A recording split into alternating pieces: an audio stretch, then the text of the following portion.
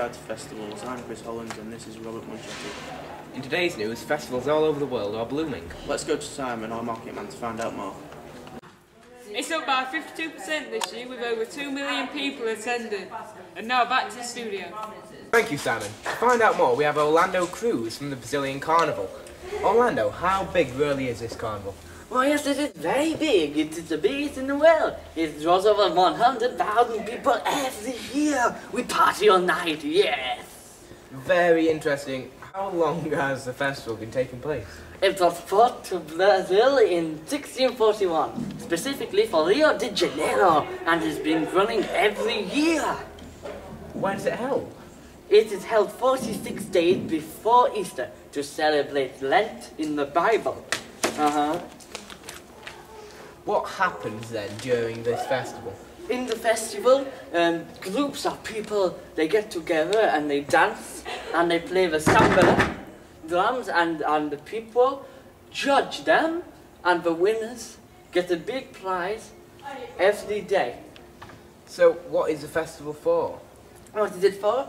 The artistic policy is to entertain people. It also draws lots of tourists into the area. They come to watch the street parade of everybody dancing and everybody drumming, and it also entertains a lot of political figures that they come to watch, yes. Thank you, Orlando. Back to Chris. Oh, it's very intriguing on the topic of festivals. Here's Andy Parsons to talk to us about Thanksgiving. Hi, Chris. Where is it celebrated? It is celebrated all over America and Canada. What is Thanksgiving? In this festival, families get together to pray to God about their good harvest. And we eat turkeys. When and why did it start? It started in 1621 when travelers from Plymouth came to America and sat down with Native Americans to praise about their good harvest. That's very interesting. I thought it would be to you, Chris. But did you also know that in 1863, President Abraham Lincoln proclaimed it a national anniversary of this event? It is celebrated every November. So, what happens? In this celebration, we have a festival where floats go down the street and we celebrate it. This happens whatever the weather, rain or shine. Also, we kill about 100,000 turkeys, all to eat for our dinners, and we also like to eat asparagus. That's very interesting. Back to you, Rob. It gets better every time. Now I have Liam Smith to talk about the Full Moon Festival. He's good. Very good. Full Moon Festival, what is it? The Full Moon Festival is set in Thailand. It happens every year, and it's in Koh Phagan, which is in Thailand. It's a party on the beach. It's good. But the full moons happen every month, so when's it actually held? It's held once a year, all winter, the summertime, to celebrate 20 travellers that came there once, and they wanted to throw them a party. It was very helpful to the community, and it's happened every year since then. Who ends this? 20,000 to 30,000 people nowadays. It used to be a small number of people, but now it's grown all over the world. Mainly for younger generation, as it's a big party. It's a lot of people, but how is it actually portrayed in the media? Well, actually, it's been in 2 films. Last Stop for Paul and the Thai film Hormones. Yeah, everybody loves those films. Thank you, and back to the studio. Here we are talking about the Portmoat Festival. So, when did the festival start? Well, actually, it started 8 years ago now. Where does it take place? It takes place in Portmoat. It's around Lochleven. That area.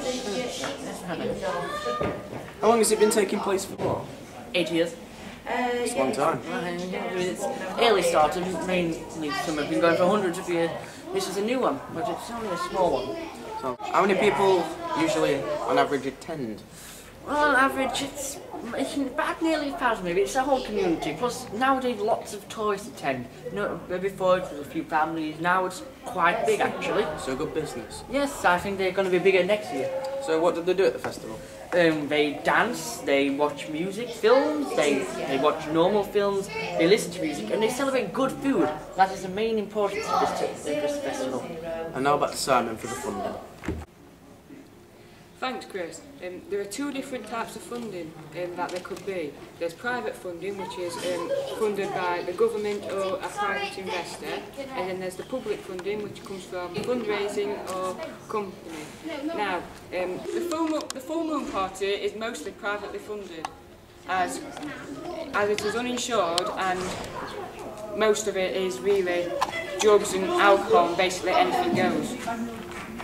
The Portmokes Festival last year made a loss of £2,949.31p, and they spent most of the festival on marquee hire and donations. This is where they made their loss.